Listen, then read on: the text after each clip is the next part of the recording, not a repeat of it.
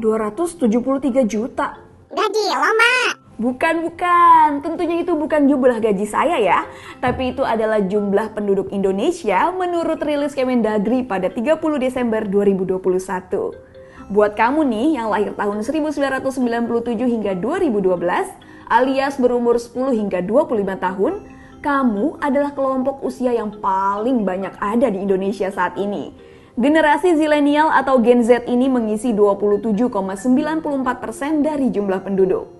Di posisi kedua ada generasi milenial nih, angkatan saya yang lahir tahun 1981 hingga 1996 dan saat ini berusia 26 hingga 41 tahun mencapai 25,87%. Selanjutnya ada kakaknya nih, Gen X, kelahiran 1965 hingga 1980 atau yang berusia 42 hingga 57 tahun. Ada di posisi ketiga dan mencapai 21,88%. Kalau melihat data tersebut berarti saat ini jumlah penduduk Indonesia didominasi oleh usia-usia produktif atau yang biasanya disebut sebagai bonus demografi. Ceruk usia produktif yang besar ini berkah atau bencana ya? Pembangunan pemuda merupakan salah satu kunci sukses memanfaatkan bonus demografi yang akan mencapai puncaknya pada 2025 hingga 2030. Jadi di rentang tahun itu, 70,72% atau sekitar 191 juta jiwa merupakan penduduk usia produktif. Banyak ya.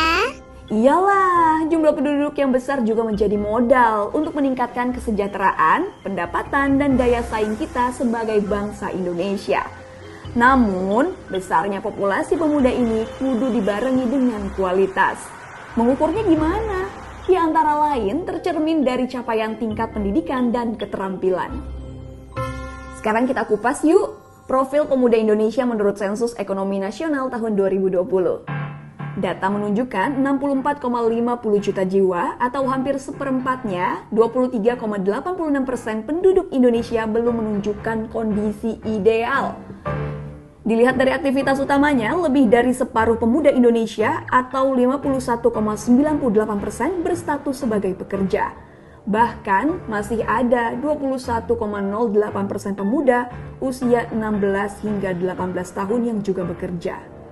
Kalau kita ngomong ideal, penduduk muda pada usia tersebut masih ada di sekolah.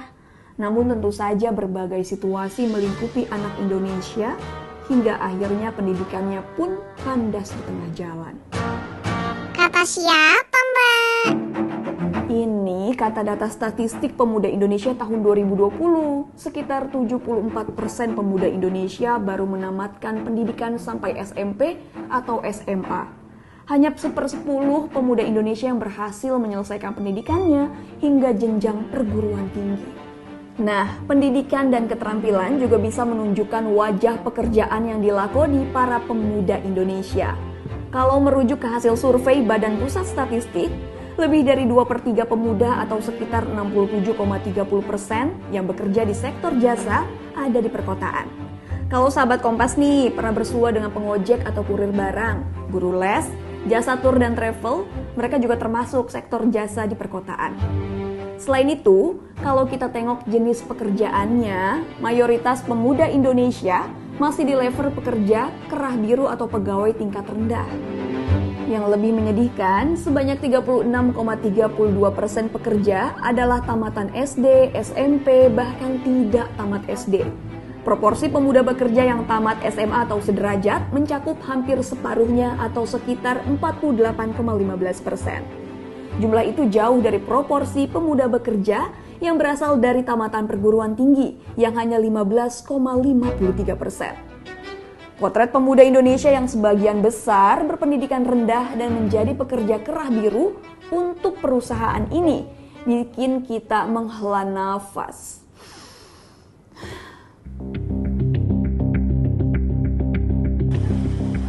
Soalnya nih, tingginya jumlah pemuda yang seharusnya jadi bonus demografi bangsa ini malah menunjukkan rendahnya daya saing kita. Ini gak hanya komentar saya aja ya, tapi ini juga sejalan dengan laporan Forum Ekonomi Dunia 2019 yang mencatat daya saing Indonesia berada di peringkat ke-50 dari 141 negara di dunia. Peringkat ini turun 5 poin dibandingkan tahun sebelumnya. Menurutnya skor indeks daya saing global ini juga disebabkan kondisi sumber daya manusia sampai adopsi teknologi informasi dan komunikasi yang merosot tajam yakni 5,7 poin dari 61,1 menjadi 55,4. Selain itu, kapabilitas inovasi mendapat skor terendah 37,7 dari skor maksimum 100. Kondisi ini menyebabkan daya saing Indonesia masih jauh tertinggal dari negara-negara tetangga seperti Singapura, Malaysia, dan Thailand. Berdasarkan data BPS, hanya 12,99% pemuda kita yang punya usaha sendiri. Sementara lebih dari separuh pemuda bekerja sebagai buruh atau karyawan sebanyak 51,82%.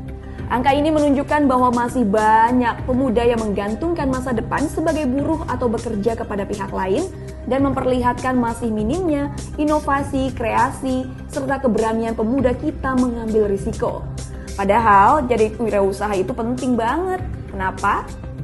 Ini nih biangnya. Pertumbuhan ekonomi kita sekitar 5% beberapa tahun terakhir rupanya tidak memadai untuk menyerap tenaga kerja yang setiap tahunnya bertambah 2,24 juta orang.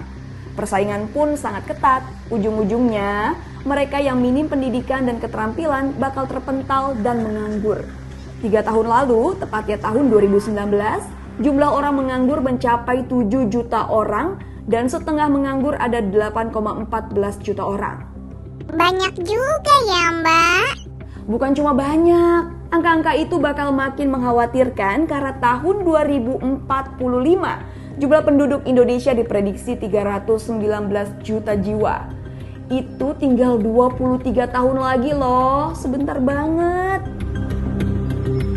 Sekarang kita intip yuk, 2 negara berpenduduk lebih banyak dari Indonesia, yakni Cina dengan 1,4 miliar jiwa dan India sekitar 1,38 miliar jiwa. Bagaimana anak muda di 2 negara itu?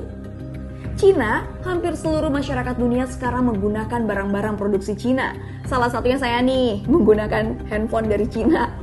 Sejumlah anak muda Cina menjadi miliarder. Sebut saja CEO e-commerce yang sering kita gunakan, seperti Alibaba dan JD.com. Satu lagi, kamu tahu TikTok?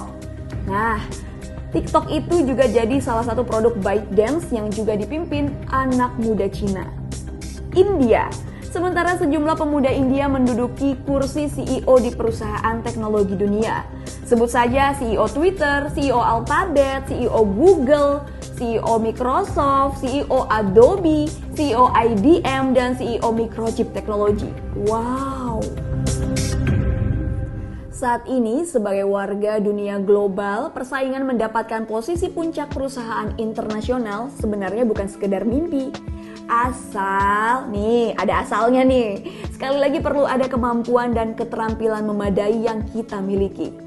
Apa jadi CEO perusahaan top juga jadi mimpimu? Atau kamu malah pilih jadi pekerja atau berani buka usaha sendiri nih?